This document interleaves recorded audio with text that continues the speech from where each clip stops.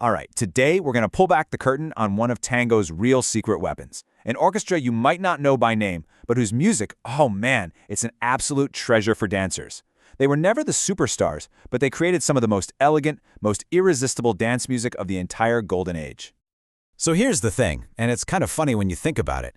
How does a band that got its name from a sale on cheap suits end up becoming an essential tool for tango DJs decades and decades later?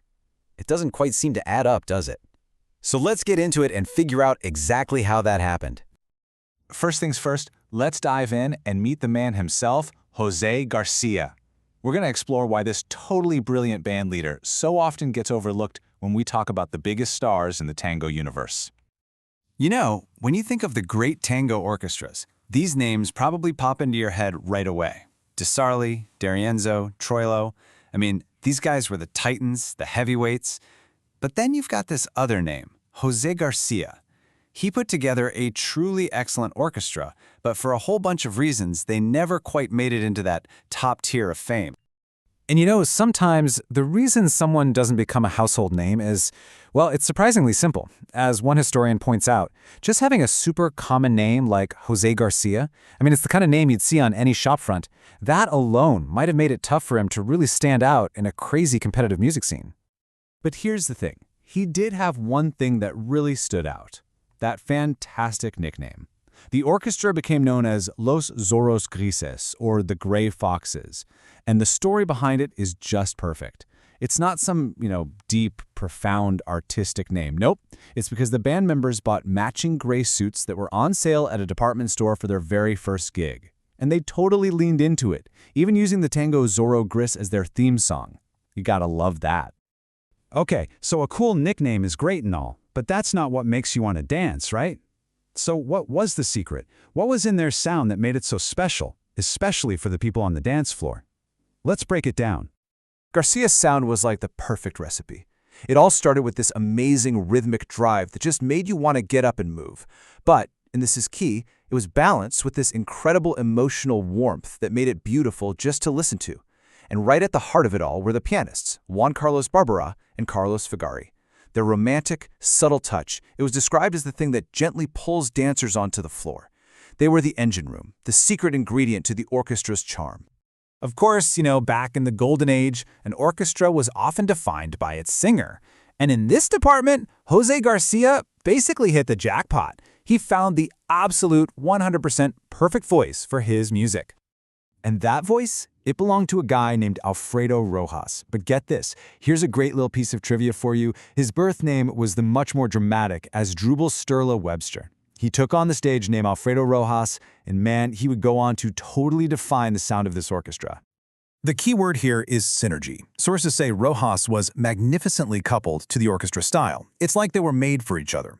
His voice wasn't about being flashy or hitting crazy high notes. It was warm, it was refined, and it was perfectly controlled. He blended into the music instead of just singing over it, and that created this perfect, unified sound. So, you're probably thinking, okay, great sound, great singer, there must be hundreds of recordings, right? Well, this is where the story takes another little twist. How much of this incredible music can we actually listen to today? The answer might surprise you.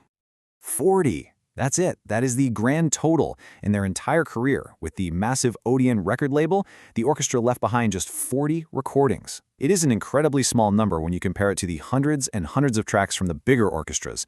And that scarcity, well, it makes every single song that much more precious. And if you look at how those 40 tracks break down, it's wow. It really tells a story. The partnership with Alfredo Rojas was everything. His voice is on almost every single track. He wasn't just a singer for the orchestra. His voice was the voice of the orchestra, period. And that combination of scarcity and killer quality is what makes their legacy so powerful. Okay, but this isn't just some dusty old history lesson. This music is still very, very much alive in tango clubs or melangas all over the world, right now. So why do DJs keep reaching for this tiny collection of songs from the 1940s? This is where you see that secret weapon in action. A good tango DJ is always reading the energy of the room. And when they need to create an atmosphere that's both really emotional but also has a super clear rhythm, they'll often play a Tanda. That's a set of 4 songs by José García. It's the perfect transition piece, maybe to set the mood right before a faster, more high-energy set of milongas. It's how a DJ can literally shape the entire feeling of the night. So that brings us to the final chapter. What happened to José García, and how did his music end up outlasting his own fame?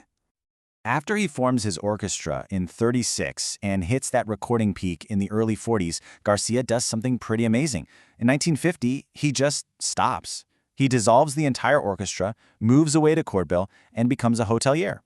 He spent the rest of his life running a hotel and getting really into his other passion, which was painting. He just walked away from the music scene entirely. And that really leaves us with this final thought. José García was never a household name. He left the whole music world behind for a quiet life. And yet, decades later, on dance floors from Buenos Aires to Berlin, his perfect rhythm is still pulling people to their feet. It really makes you think, doesn't it? What truly defines a legacy? Is it the fame you have in your lifetime, or is it the feeling you leave behind?